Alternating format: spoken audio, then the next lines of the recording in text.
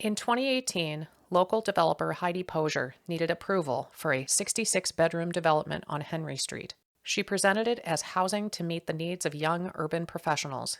At a meeting of the Planning Commission, she answered questions. We heard from one of the neighbors that currently there's a property being used for Airbnb, so I guess I'd put the question directly to the petitioner, if I could. If you could speak into the record. Yeah, I'd love to actually talk about what the actual plan is, if that's Yeah. appropriate. Please. So, What's the intended market?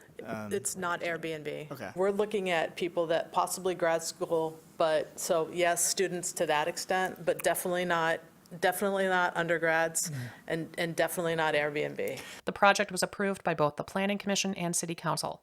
Within hours of receiving final approval, Heidi admitted that the project was actually a large-scale development of short-term rentals, or Airbnb. Her company also developed another 6-bedroom Airbnb project on White Street. In 2019, I introduced a resolution asking for regulation of short-term rentals, sometimes called STRs. Prior to 2019, the city had no policy or regulation for STRs or Airbnb. A previous city council was supportive of the idea. People are making more money with these short-term rentals than they would with long-term rentals. And the people that are benefiting are the owners, are the investors. They are pocketing the difference, and it's coming at the cost of the housing stock and the community. In January 2020, after significant study and public engagement, City Council heard specific options and recommendations from staff. In our city zoning ordinance and anything else, one of the primary requirements of that is that the owner live in the property. You can't buy a house and run a business there if you don't live there. Nowhere in the city and in no residential district is that allowed. When you buy a home and you don't occupy it and nobody occupies it and there's no resident that lives there, it seems to us to start to run afoul of the intent of the single-family residential neighborhood requirements. I'd also quickly like to touch on the grandfathering thing. Grandfathering these facilities in is difficult because we don't classify or certify rentals as either long or short term. So having a point where we can say how many we have in the city per what we currently have certified would be incredibly difficult for us to do. So trying to grandfather in would be a difficult place for us to be. There was more support from council. People who move into residential districts have an expectation that they're moving into a neighborhood, that they're moving into a community.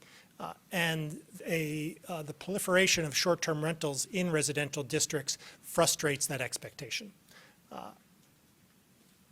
That for me is a key difference. There's incomplete data as to safety. There's incomplete data as to the effect on pricing. But I think that the absence of community is unanswerable, and for me is of particular importance. I appreciate Mr. Delacourt's insight and other stuff's insight into this. I think it speaks to the strength of the process and the amount of thought that went into this. I do appreciate the recommendation to us that we do have an ordinance that is clear, that's relatively eloquent and straightforward, so that that there isn't as much room for misinterpretation. In August 2020, Council considered ordinance language drafted and recommended by staff that would prohibit dedicated full-time short-term rental businesses in residentially zoned neighborhoods. At that meeting, Airbnb investor Heidi Posier made this comment. Hi, this is Heidi Posier. I'm with a group of about 50 short-term rental property owners that would seriously be damaged if the city enacts the ordinance before you tonight. Yes, we are very serious about claiming rights already granted to us by the Michigan Supreme Court, even if that means litigation. Council responded. I do think that there is the ability to do this without inflicting maximum damage on some folks that have made significant investments. So I'm going to propose that we postpone this until the first meeting in September. The ordinance was postponed to incorporate more advice from staff. In September 2020, Council considered an ordinance drafted and recommended by staff that would prohibit dedicated full-time short-term rentals in residentially zoned areas.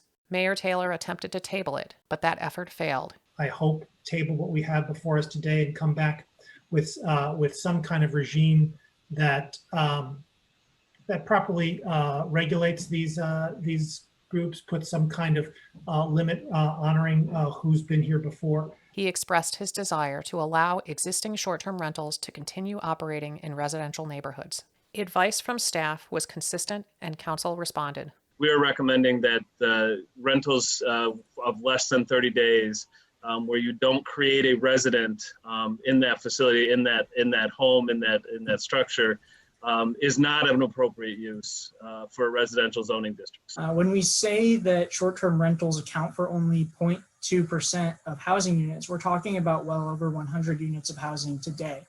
That's 300 bedrooms that are no longer available to community members and potential community members. By removing 300 beds, that has a real human toll on 300 potential community members who could live here long term.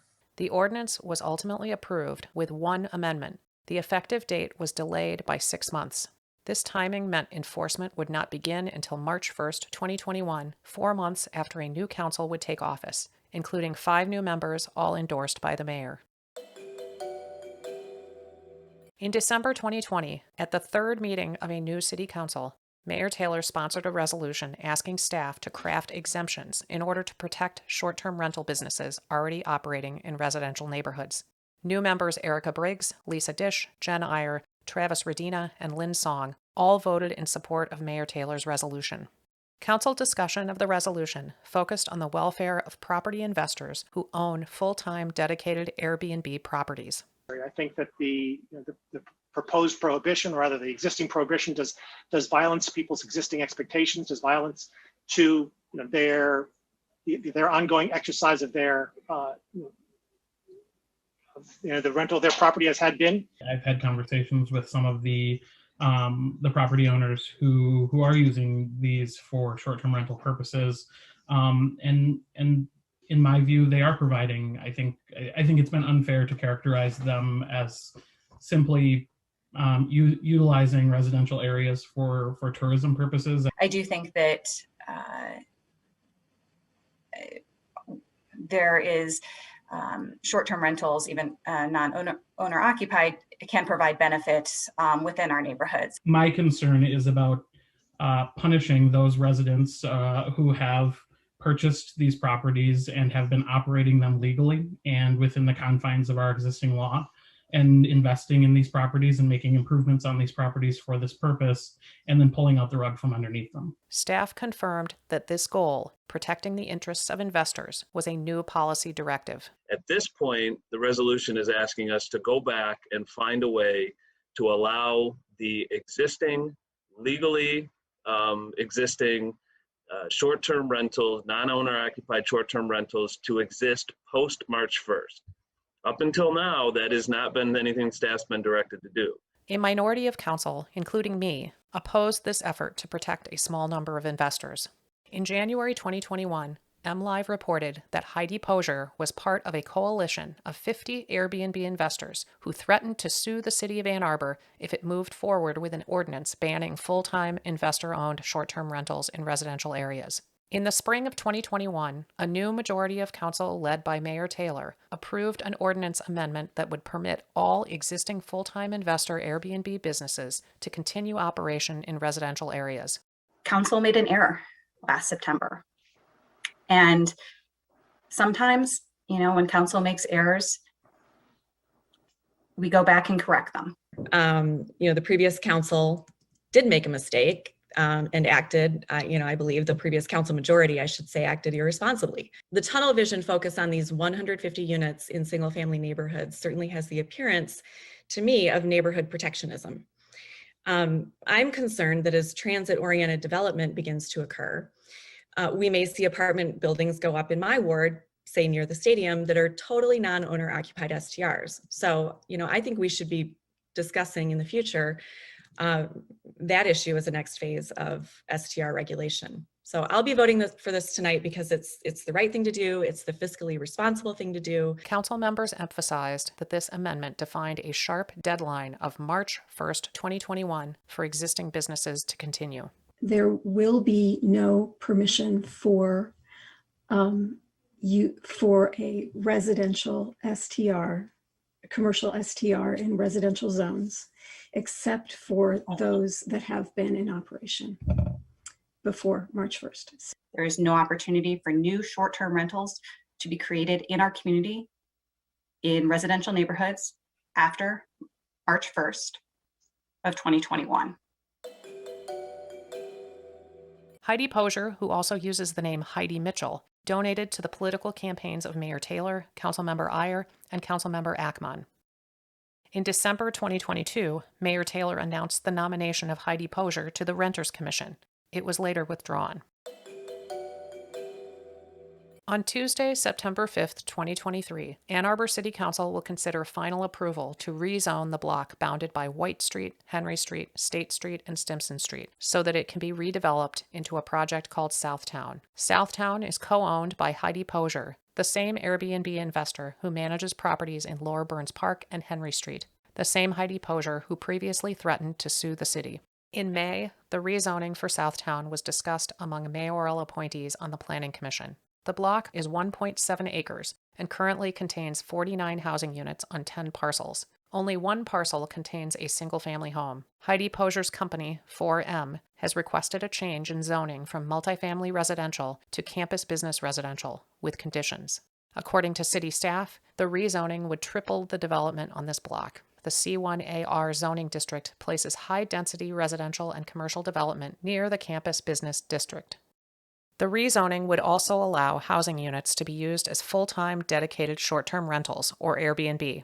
The current zoning for this block, multifamily residential, does not permit the commercial activity of short-term rentals, or Airbnb, as a primary use. The Planning Commission discussed the likelihood of short-term rentals at SouthTown. There is one thing that is really hanging me up, and that is Airbnb. Because this developer came to us several years ago and said she was doing a development for young professionals. And she has several properties around town, and they are all listed as short-term rentals, all of them. I feel a little salty about what she came up and promised us.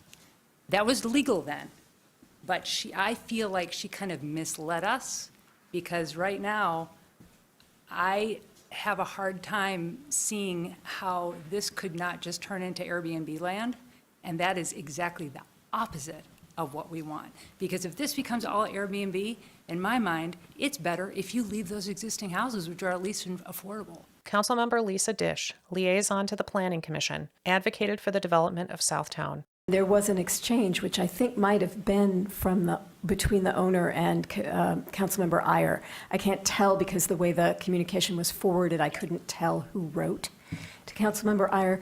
But I wanted to read you the words of this communication. We will use a number of the SouthTown units for short-term rentals. The preponderance, though, will be long-term rentals. Here is another important point, and I'm still quoting. We will convert 63 short-term beds in the same neighborhood from the current short-term rental status to long-term rental status once SouthTown is complete. Once that is done, there will be a net reduction in 4M short-term rentals. Staff clarified that this offer was not enforceable. Absent perpetual ownership or deed restrictions of those properties, that's a really tough thing for us to be able to measure and enforce over a long term. So it's just to say that if that were something that the petitioner were interested in, staff would be happy to work with them to sort of look at that as an opportunity. But I would just want to set that stage so everybody understands that process. On August 7th, 2023, City Council considered the rezoning for SouthTown at first reading. During public comment, a resident raised concerns. It is the kind of conditional zoning that the courts have very, very clearly ruled against. And it would create significant possible repercussions to property owners and tenants from many blocks nearby in the area commonly known as Lower Burns Park. So whether you're an owner occupant or a tenant, we risk losing long-term housing stock. The developer of SouthTown offered 4 conditions to the new zoning. The building will be no taller than 100 feet. There will be only 54 parking spaces available for the 216 units. Natural gas connections will be limited to emergency backup. Councilmember Dish explained a fourth condition. The principal use of the property shall be multiple family residential, and no more than 30% of the dwelling units may be short-term rentals. In May 2021, when arguing to protect the investments of Heidi Posier and others, Councilmember Jen Iyer postured concern about the future growth of short-term rentals, or STRs. The tunnel vision focus on these 150 units in single-family neighborhoods certainly has the appearance, to me, of neighborhood protectionism. I'm concerned that as transit-oriented development begins to occur, we may see apartment buildings go up in my ward, say near the stadium, that are totally non-owner occupied STRs. So, I think we should be discussing in the future that issue as the next phase of STR regulation. On August 7th, 2023, when City Council considered Heidi Posier's SouthTown project in Ward 4 near the stadium, a project that will include up to 64 non-owner occupied STRs, Councilmember Jen Iyer said this. I just want to say, as a fourth ward council member, I'm really excited to see this go forward and looking forward to voting for it tonight. The rezoning of SouthTown will be the subject of a public hearing, and Council will vote on final approval this Tuesday, September 5th. Like and subscribe if you would like to see more content like this.